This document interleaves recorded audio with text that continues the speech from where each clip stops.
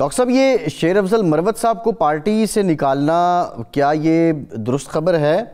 और दूसरा ये बता दें कि ये फैसला भी क्या दुरुस्त है?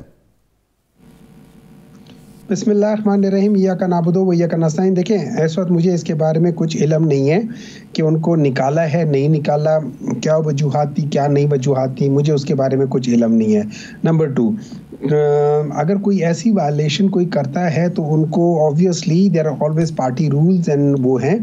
बाज़ लोग अनफॉर्चुनेटली होता क्या है, हम हर एक को एक क्राइटेरिया पे जज करते हैं और मेरी नज़र में मतलब लेट्स से मेरी तबीयत में और किसी और की तबीयत में ज़मीन आसमान का फ़र्क होगा।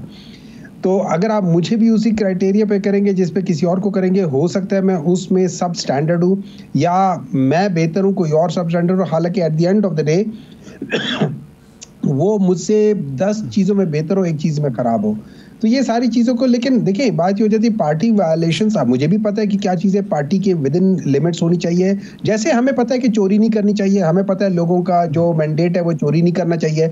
अगर आप इसके बावजूद भी चोरी करते हैं तो फिर उसका हम कुछ कर नहीं सकते। नहीं, मैंडेट का मामला और है ना सेनेटर साहब। सवाल ये है कि आप क्या समझते हैं क्राइटेरिया जो है, क्राइटेरिया क्या शेर अफजल मरवत पार्टी क्राइटेरिया पे पूरा नहीं उतर रहे या पार्टी शेर अफजल के क्राइटेरिया पे पूरी नहीं उतर रही?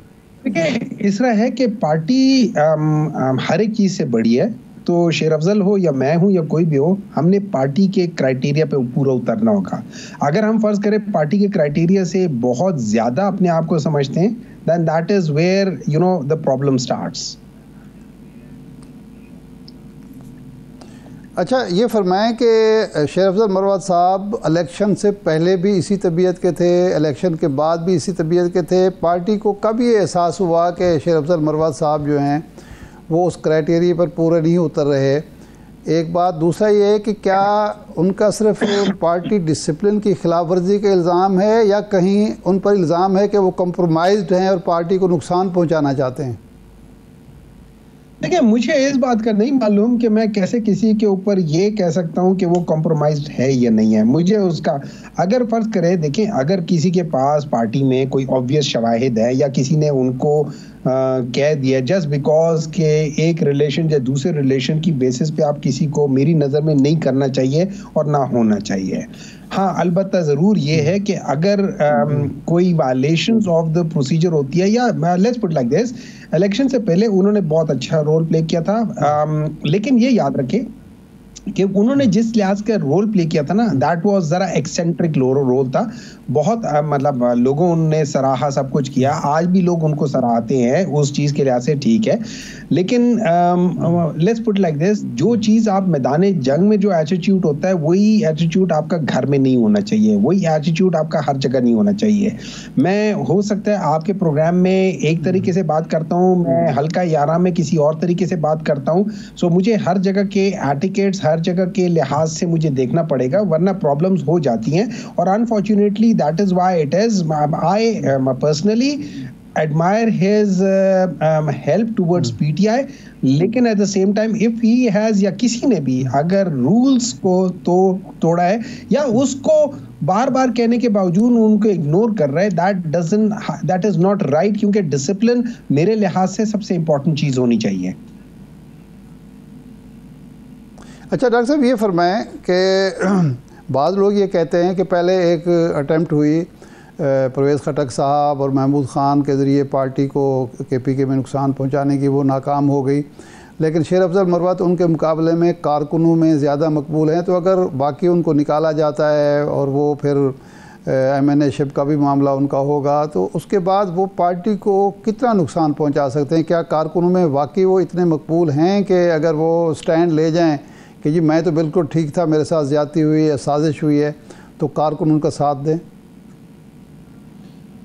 देखिए, मुझे इसका मालूम नहीं है, मुझे सिर्फ एक चीज़ का पता है, ठीक है, जो जितने भी कारकुन हैं, जितने भी अवाम हैं, वो शेर अफजल मरवत के साथ नहीं है, वो इमरान खान के साथ है। यही जो एक गलत फहमी थी ये परवेज खटक को भी थी, यही एक गलत फहमी हर उस शख्स को थी जो ये समझता था कि वो बहुत बड़ा लीडर है और उसने इमरान खान को सपोर्ट करने की वजह से इमरान खान जीता है। और जिन जिन लोगों ने, आपको पता होगा इससे पहले बहुत सारे केपी में ऐसे लोग, शख्सियतें आई कि जिन्होंने बड़ा लोगों को फैसिनेट किया, लेकिन जो ही उन्होंने इमरान खान के अगेंस्ट जाना शुरू कर दिया या उन्होंने इमरान खान को छोड़ना शुरू कर दिया, हर एक ने उनको छोड़ दिया और उनको उनकी एक्चुअल औकात का पता चल गया। बाकी रह गई बात कि क्या है क्या नहीं है, तो जहां वो क्या कहते हैं, जहां 100 ओपोनेंट्स हैं वहां 101 हो जाएंगे। अच्छा, ये डॉक्टर साहब ये बताइए कि बैरिस्टर सैफ से मुतालिक भी अब जुनैद अकबर ने कहा कि उनसे भी पार्टी ओहदा वापस लिया जाएगा। बैरिस्टर सैफ को पार्टी ओहदे से हटाकर अली अमीन गंडापुर को क्या पैगाम दिया जा रहा है, क्योंकि पहले उनसे भी ओहदा वापस लिया गया पार्टी का? देखिए, मैं आपको एक चीज समझाता हूँ। इस तरह है कि आपको मुझसे बहुत ज्यादा इल्म होगा, and that was one of the problems with me and मेरे जैसे बहुत सारे लोग जो इमरान खान के साथ बहुत अरसे से थे, कि हम लोग पार्टी को 100% टाइम नहीं दे सकते थे। मैं मतलब हमारा कोई ऐसा जरिए मुआश नहीं था कि जो बगैर काम किए वो हो जाए। जैसे कोई इंडस्ट्री होती है, कुछ चीज़ होती है, हमें फिजिकली काम करना होता है। कोई जॉब कर रहा होता था, मेरी सर्जरी नहीं होगी तो कुछ नहीं कर सकूंगा, तो उस लिहाज से हम पार्ट टाइम किस्म के लेते हैं। अब आ जाते हैं जब आप एक गवर्नमेंट की पोजीशन पे होते हैं, जैसे आप रिप्रेजेंटेटिव ऑफ द गवर्नमेंट हैं, ठीक है, उसके साथ आप पार्टी पोजीशन को चलाना तकरीबन नामुमकिन है। और इसमें एक बात याद रखें, आप लोग जब अली अमीन गंडापुर की बात करते हैं, मैं बात कर देता हूं, आपको एग्जांपल देता हूं। इमरान खान के होते हुए जब परवेज खटक सेक्रेटरी जनरल थे और चीफ मिनिस्टर बने, उनसे सेक्रेटरी जनरल का ओहदा ले लिया गया था। इसी तरीके से हर वो शख्स जो उस वक्त, अगर आप देखें, उस वक्त और भी बहुत सारे ऐसे लोग थे जो पार्टी ओहदेदार थे, लेकिन उनको मिनिस्ट्री मिल गई थी या उनको कोई इस किस्म के, उन सब को छोड़ना पड़ा था। सो मेरे नज़र में पार्टी ओहदे रखने वाले लोग और गवर्नमेंट के ओहदे रखने वाले लोग, इसमें कॉन्फ्लिक्ट ऑफ इंटरेस्ट आ जाता है। तो इसमें इनको अलग अलग होना चाहिए, इनको दोनों चीज़ें नहीं रखनी चाहिए।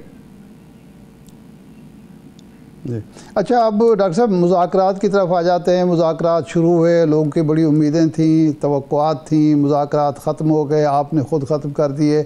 अब इरफान सिद्दीकी साहब जो उस कमेटी के मेंबर हैं, पार्लिमानी लीडर हैं सेनेट में मुस्लिम लीग नून के, उनका कहना है कि अब तो हम मुज़ाकरात की मेज़ पर नहीं आएंगे और ये चैप्टर हमने क्लोज़ कर दिया है, ना हमारे पास कोई ऑप्शन है और ना हमारी तरफ से कोई पेशकश है।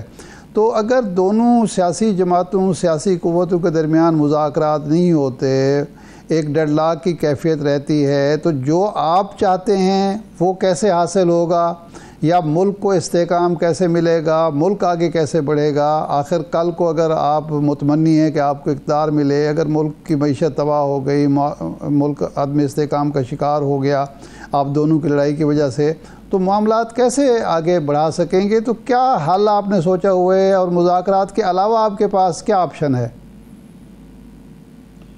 देखिए, सबसे पहले तो हमने उन्हें कहा ही नहीं है कि आप हमसे मुज़ाकरात के लिए हमें पेशकश करें। अगर वो समझते कि वो नहीं करना चाहते, और इसमें गलती उनकी अपनी है। मेरी नज़र में जब तीसरा राउंड हुआ था और हमने इन राइटिंग चीज़ें दी थी, अगर फ़र्ज़ करें 2 सीनियर मेंबरान जिसमें राना सनाउल्लाह हैं और इंफॉर्मेशन मिनिस्टर अता तारड़ हैं, अगर वो लोग प्रेस कॉन्फ्रेंस करके हमें कहते कि ये चीज़ नामुमकिन है कि हम जुडिशल कमीशन बनाएं, तो शायद हम नज़रअंदाज कर देते। लेकिन जब उनके दरमियान में इरफान सिद्दीकी साहब बैठे हुए हों और वो लोग ये बात कर रहे हों और एक किस्म का ये उनको एंडोर्स कर रहे हों, जो कि हमारा बेसिक मुतालबा था, तो मुझे एक बात बताएं, मैं क्यों आगे जाऊं? मतलब मुझे समझ नहीं आती, व्हाई वुड आई मीन कोई बहुत ही बेवकूफ़ शख्स होगा जो, या बहुत डेस्परेट होगा जो उनके पीछे जाएगा, और बहुत बेवकूफ़ होगा जो इस किस्म की हरकत करेगा। अगर आप और ये याद रखिए हमारे ऊपर से स्टेक उनके ऊपर ज्यादा है इस वक्त। आपको पता है इस वक्त ये लोग जो मर्जी कर लें, इस वक्त ये लोग नहीं कर पा रही है, सब झूठ बोल रहे हैं। आप अगर कहते हैं कि जी 1 महीने 2 महीने में आपकी इन्फ्लेशन रेट सिंगल डिजिट पे आ गई, तो पूरे साल की इन्फ्लेशन रेट आज भी 2022 जब हम छोड़कर गए थे उससे ज्यादा है। आज जो अनएम्प्लॉयमेंट रेट है वो 9.5 है, जो हमारे जमाने में अनएम्प्लॉयमेंट रेट थी वो 5.4% थी, ऑलमोस्ट डबल दैट हो गई है। देखिए ये सारी चीजें। डॉक्टर साहब बात ये है, अब आप जो बात कर रहे हैं आपने इकोनॉमी पे खुद ही बात कर दी। एक जानिब पॉलिटिकल इंस्टेबिलिटी है, आपकी जमात ने एहतजाज भी कर लिया, मार्च भी कर लिए, धरने भी दे दिए, सब कुछ कर लिया, मुज़ाकरात भी कर लिए, आपके मकासद हासिल नहीं हुए। दूसरी जानिब हुकूमत ने जो करना चाहा उन्होंने किया। सबसे बड़ी इंडोजमेंट जो हुकूमती मौक़िफ़ को मिली है वो आज स्टेटमेंट है जो IMF की सरबराह हैं क्रिस्टलिना जॉर्जिएवा। उन्होंने कहा कि पाकिस्तानी मईशत बेहतर हुई है और पाकिस्तान तरक्की की जानिब गामज़न है। आप नहीं समझते कि एक जानिब ये सब कुछ होता रहा, आपकी बात सुनी भी नहीं गई और हुकूमत इसके बावजूद IMF की इंडोजमेंट लेने में कामयाब हो रही है? तो अगर ये नैरेटिव कारकर्दगी का चल पड़ा तो आपका नैरेटिव फिर कहाँ जाएगा? देखिए बात नैरेटिव की नहीं होती, बात एंड रिजल्ट्स की होती है। अगर उन्होंने कहा कि बेहतर हो गया, बिल्कुल बेहतर हुआ है, हर एक कहता है बेहतर हुआ है। ये CCC- से CCC+ पे चले गए। अगर ये CCC- से फर्दर नीचे चले जाते तो फिर तो इनका और भी मतलब CC पे चले जाते तो इसका मतलब है कि वहां तो मेल्टडाउन शुरू हो जाता है। तो ये बिल्कुल एट द वर्ज, आप ये समझे कि आप जब खड्डे के बिल्कुल आपका आधा पांव खड्डे में हो, आधा पांव जमीन पर हो, उससे आप तकरीबन 1 फुट आगे आ जाए या 6 इंच आगे आ जाए, यस आपने अपने आप को बचा लिया। लेकिन क्या आप ऐसी जगह पे करें कि थोड़ा सा भी कहीं मसला हो जाएगा, आप बड़ी तेजी से करेंगे। उसमें यह है कि कहीं भी किसी वजह से भी पॉलिटिकल इंस्टेबिलिटी या जो चीजें हैं, अभी फर्ज करें कुछ चीज हो जाती है, anything that happens, it will not sustained.